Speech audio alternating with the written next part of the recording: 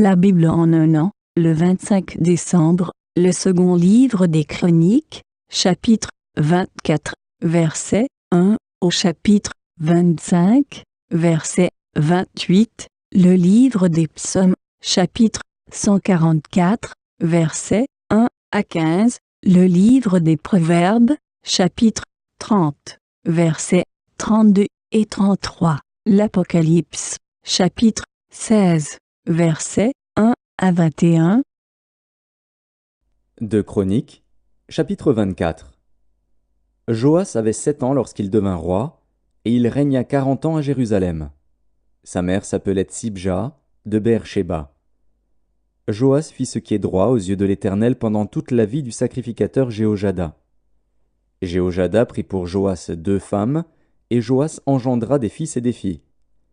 Après cela, Joas eut la pensée de réparer la maison de l'Éternel.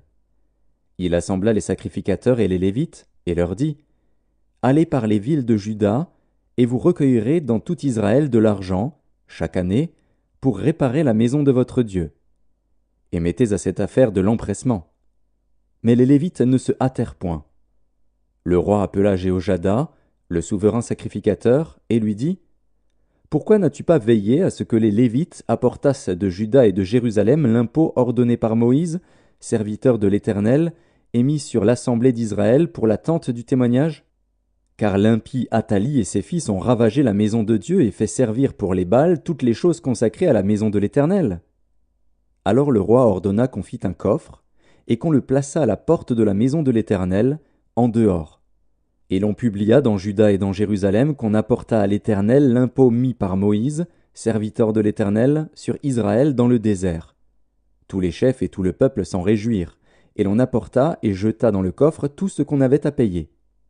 Quand c'était le moment où les Lévites, voyant qu'il y avait beaucoup d'argent dans le coffre, devaient le livrer aux inspecteurs royaux, le secrétaire du roi et le commissaire du souverain sacrificateur venaient vider le coffre. Ils le prenaient et le remettaient à sa place. Ils faisaient ainsi journellement, et ils recueillirent de l'argent en abondance. Le roi et Jéhojada le donnaient à ceux qui étaient chargés de faire exécuter l'ouvrage dans la maison de l'Éternel, et qui prenaient à gage des tailleurs de pierre et des charpentiers pour réparer la maison de l'Éternel, et aussi des ouvriers en fer ou en airain pour réparer la maison de l'Éternel.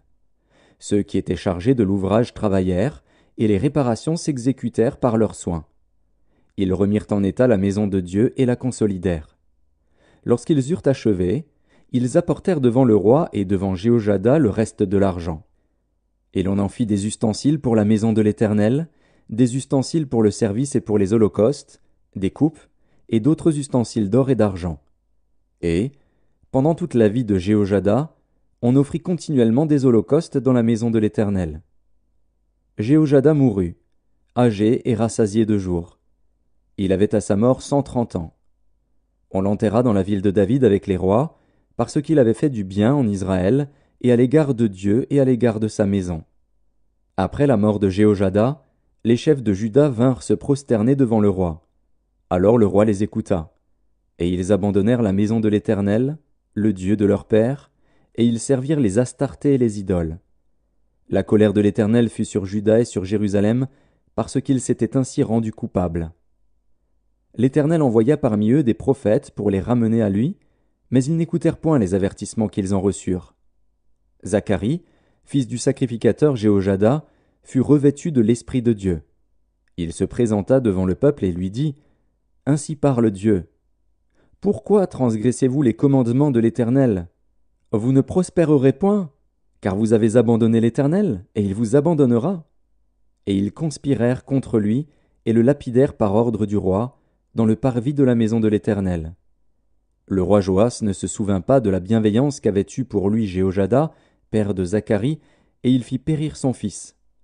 Zacharie dit en mourant : « Que l'Éternel voie, et qu'il fasse justice. » Quand l'année fut révolue, l'armée des Syriens monta contre Joas, et vint en Juda et à Jérusalem.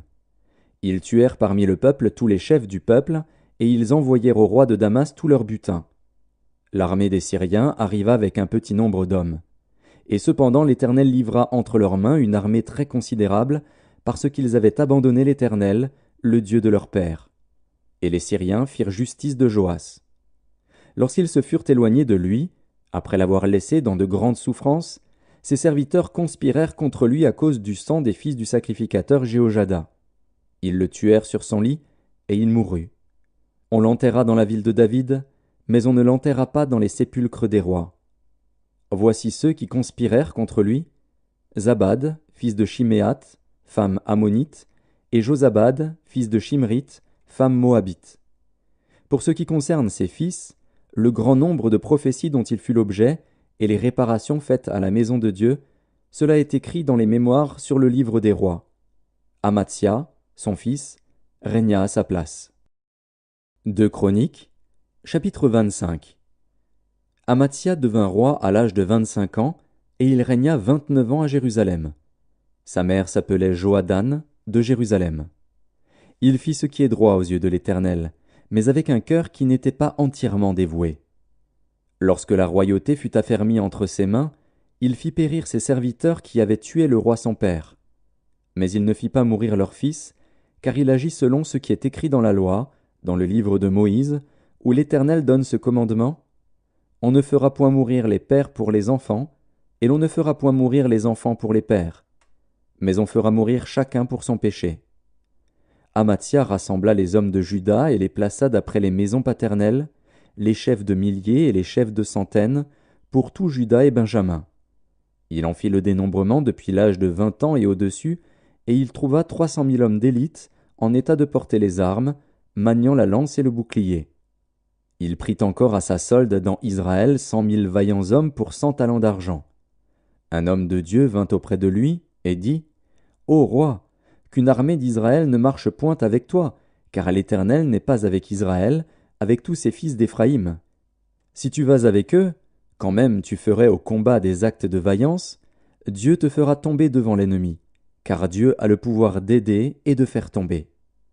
Amathia dit à l'homme de Dieu: Et comment agir à l'égard des 100 talents que j'ai donnés à la troupe d'Israël? L'homme de Dieu répondit: L'Éternel peut te donner bien plus que cela. Alors Amathia sépara la troupe qui lui était venue d'Éphraïm, afin que ces gens retournassent chez eux, mais ils furent très irrités contre Juda, et ils s'en allèrent chez eux avec une ardente colère. Amathia prit courage, et conduisit son peuple. Il alla dans la vallée du sel, et il battit 10 000 hommes des fils de Séhir. Et les fils de Juda en saisirent 10 000 vivants, qu'ils menèrent au sommet d'un rocher, d'où ils les précipitèrent, et tous furent écrasés. Cependant, les gens de la troupe qu'Amathia avait renvoyée pour qu'ils n'allassent pas à la guerre avec lui firent une invasion dans les villes de Juda, depuis Samarie jusqu'à Beth-Horon, y tuèrent 3 000 personnes, et enlevèrent de nombreuses dépouilles. Lorsqu'Amathia fut de retour après la défaite des Édomites, il fit venir les dieux des fils de Séhir, et se les établit pour Dieu. Il se prosterna devant eux, et leur offrit des parfums. Alors la colère de l'Éternel s'enflamma contre Amathia, et il envoya vers lui un prophète, qui lui dit: Pourquoi as-tu recherché les dieux de ce peuple, quand ils n'ont pu délivrer leur peuple de ta main? Comme il parlait, Amathia lui dit: Est-ce que nous t'avons fait conseiller du roi? Retire-toi. Pourquoi veux-tu qu'on te frappe? Le prophète se retira, en disant: Je sais que Dieu a résolu de te détruire, parce que tu as fait cela et que tu n'as pas écouté mon conseil. Après s'être consulté, Amathia, roi de Juda, envoya dire à Joas, fils de Joachaz, fils de Jéhu, roi d'Israël: Viens, voyons-nous en face. Et Joas, roi d'Israël, fit dire à Amathia, roi de Juda: L'épine du Liban envoya dire au cèdre du Liban: Donne ta fille pour femme à mon fils. Et les bêtes sauvages qui sont au Liban passèrent et foulèrent l'épine. Tu as battu les Édomites, penses-tu, et ton cœur s'élève pour te glorifier. Reste maintenant chez toi.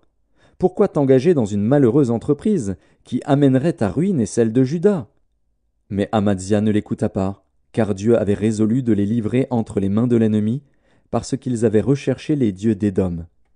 Et Joas, roi d'Israël, monta. Et ils se virent en face, lui et Amathia, roi de Juda, à Beth-Shemesh, qui est à Juda.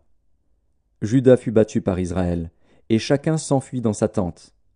Joas, roi d'Israël, prit à Beth-Shemesh Amathia, roi de Juda, fils de Joas, fils de Joachaz. Il l'emmena à Jérusalem, et il fit une brèche de 400 coudées dans la muraille de Jérusalem, depuis la porte d'Éphraïm jusqu'à la porte de l'angle. Il prit tout l'or et l'argent et tous les vases qui se trouvaient dans la maison de Dieu, chez Obed-Édom, et les trésors de la maison du roi. Il prit aussi des otages, et il retourna à Samarie. Amathia, fils de Joas, roi de Juda, vécut 15 ans après la mort de Joas, fils de Joachaz, roi d'Israël. Le reste des actions d'Amathia, les premières et les dernières, cela n'est-il pas écrit dans le livre des rois de Juda et d'Israël? Depuis qu'Amathia se fut détourné de l'Éternel, il se forma contre lui une conspiration à Jérusalem, et il s'enfuit à Lachis. Mais on le poursuivit à Lachis, où on le fit mourir. On le transporta sur des chevaux, et on l'enterra avec ses pères dans la ville de Juda. Psaume 144 de David. Béni soit l'Éternel mon rocher, qui exerce mes mains au combat, mes doigts à la bataille, mon bienfaiteur et ma forteresse, ma haute retraite et mon libérateur, mon bouclier, celui qui est mon refuge, qui m'assujettit mon peuple. Éternel, qu'est-ce que l'homme pour que tu le connaisses? Le Fils de l'homme pour que tu prennes garde à lui? L'homme est semblable à un souffle, ses jours sont comme l'ombre qui passe. Éternel, abaisse tes cieux et descends, touche les montagnes et qu'elles soient fumantes, fais briller les éclairs et disperse mes ennemis, lance tes flèches et mets-les en déroute. Étends tes mains d'en haut, délivre-moi et sauve-moi des grandes eaux, de la main des fils de l'étranger, dont la bouche profère la fausseté, et dont la droite est une droite mensongère. Ô Dieu, je te chanterai un cantique nouveau, je te célébrerai sur le luth à 10 cordes, toi qui donnes le salut au roi, qui sauva du glaive meurtrier David, ton serviteur, délivre-moi et sauve-moi de la main des fils de l'étranger, dont la bouche profère la fausseté, et dont la droite est une droite mensongère. Nos fils sont comme des plantes qui croissent dans leur jeunesse, nos filles comme les colonnes sculptées qui font l'ornement des palais. Nos greniers sont pleins, regorgeant de toute espèce de provisions. Nos troupeaux se multiplient par milliers, par 10 milliers dans nos campagnes. Nos génisses sont fécondes, point de désastre, point de captivité, point de cris dans nos rues. Heureux le peuple pour qui il en est ainsi, heureux le peuple dont l'Éternel est le Dieu. Livre des Proverbes, chapitre 30. Si l'orgueil te pousse à des actes de folie et si tu as de mauvaises pensées, mets la main sur la bouche, car la pression du lait produit de la crème, la pression du nez produit du sang, et la pression de la colère produit des querelles. Apocalypse de Jean, chapitre 16. Et j'entendis une voix forte qui venait du temple, et qui disait aux 7 anges, « Allez, et versez sur la terre les 7 coupes de la colère de Dieu. » Le premier alla, et il versa sa coupe sur la terre. Et un ulcère malin et douloureux frappa les hommes, qui avaient la marque de la bête et qui adoraient son image. Le second versa sa coupe dans la mer, et elle devint du sang, comme celui d'un mort, et tout être vivant mourut, tout ce qui était dans la mer.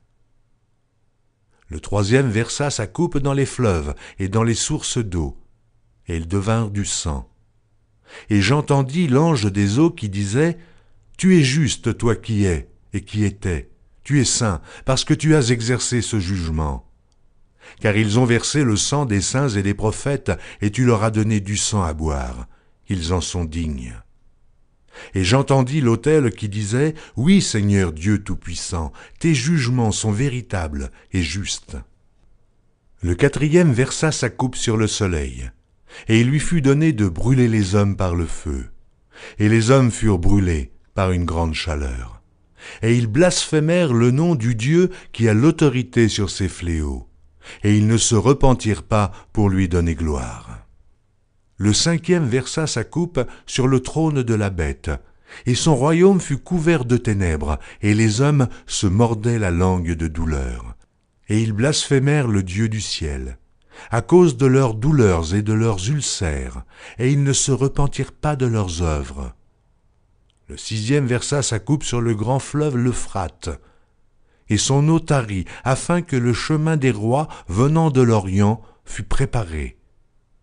Et je vis sortir de la bouche du dragon, et de la bouche de la bête, et de la bouche du faux prophète, 3 esprits impurs, semblables à des grenouilles.